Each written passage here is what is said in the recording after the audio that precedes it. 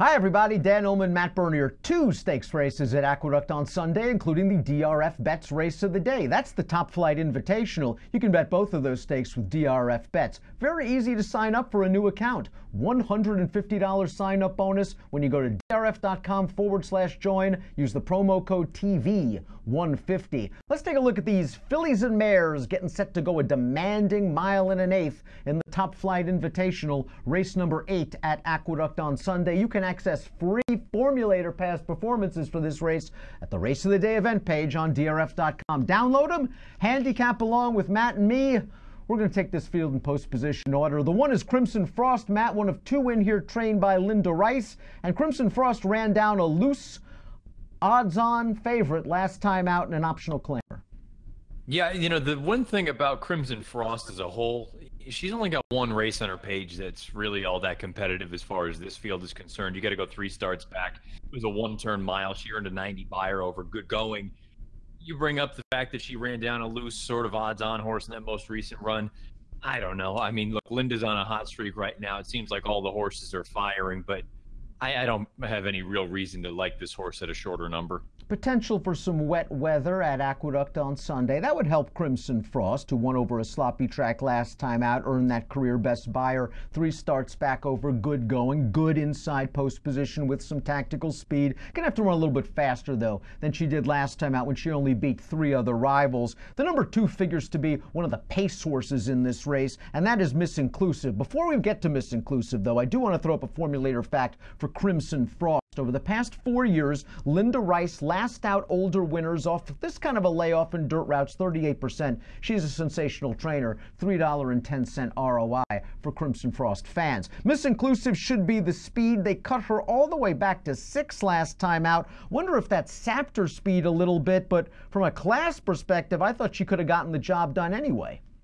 You also wonder, too, if was it nothing more than a stopgap to get to a race like this? Because you see, I understand she has sprinted in the past, but it seems like, I think recently anyway, her best runs have come going longer. You go to that run 2 starts back, in that little stakes race at Laurel Mile and 16th on a muddy track. She won that in gate-to-wire fashion, albeit on a soft lead.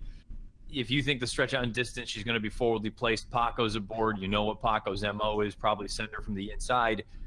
She has a chance in here. I suppose the knock is, though, if I can sit here and say that Crimson Frost has only run 1 race fast enough to win, has Miss Inclusive run any race that's fast enough to win a career best buyer of 80?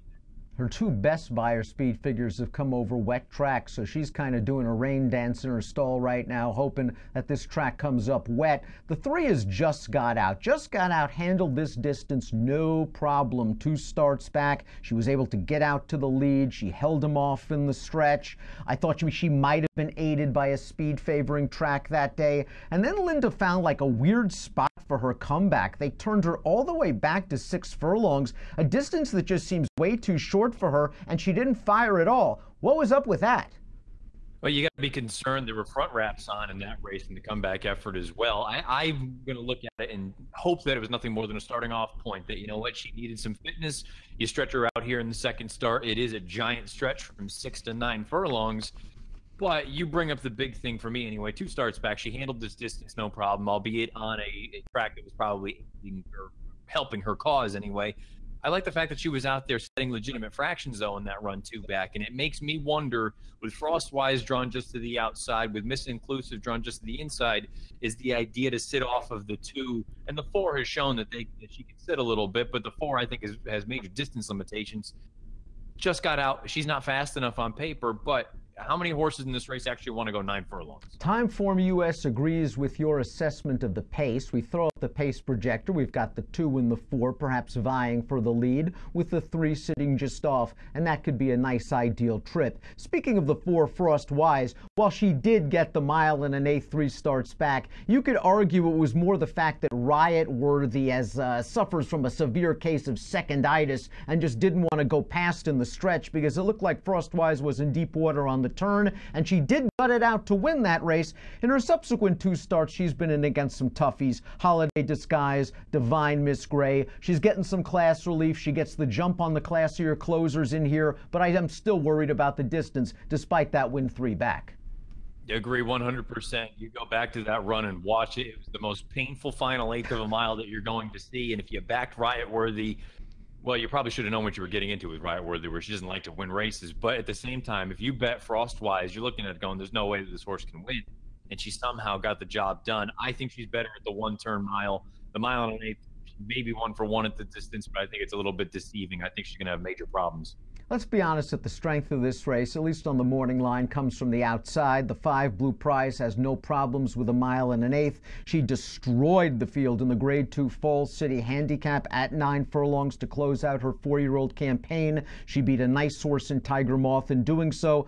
I don't know what happened in her seasonal debut, the Azeri. I mean, she was 4 wide going into the turn, but she just ran out of gas at the quarter pole and kind of was just one-paced all the way to the wire. Maybe it was a starting off point and she'll improve in her second start back, but I have to admit I wasn't wowed by the Blue Prize I saw last time out. The one that won the Fall City, she could easily win this.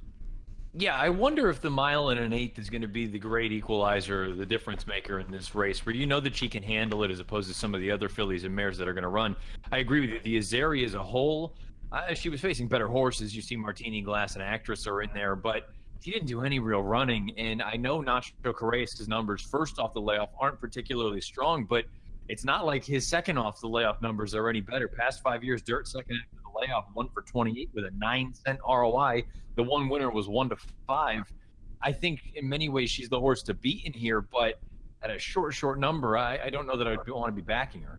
She's getting some class relief, as is the outside horse, the number 6 Verbs Tale, who's the 6 to 5 morning line favorite for trainer Barclay Tagg. Last time she was in the Royal Delta. Martini Glass won that race. Martini Glass then came back to beat Blue Prize with a 94 buyer in the Azeri. Lewis Bay was second in the Royal Delta. She came back to run third in the Grade 1 Madison last week at Keeneland with a 95 buyer. Verbs Tale in the Royal Delta just didn't break from the inside post position. She probably had to come 4-5 wide on the turn, and then she finished evenly. All in all, it was an okay starting off point for a mare that has won over the course and distance. Yes, she's underperformed at times, but if there's ever going to be a field that she can beat, it might be this one. Yeah, I agree. I mean, you look at the overall sort of quality of this entire field top to bottom, she fits in here just as well, if not better than anyone else. The concern is always going to be she's Verbs Tale, and she more often than not finds ways to lose races she's not supposed to. Case in point, that turned back the alarm. I have no idea how she lost the race. You and I have talked about it a number of times. If you're taking in-race wagering at the 8th pole, she's 1 to 9, and she still somehow loses that race. It just kind of sticks with me. It needs perfect things to happen for her to get the job done. But again, you brought up the biggest point.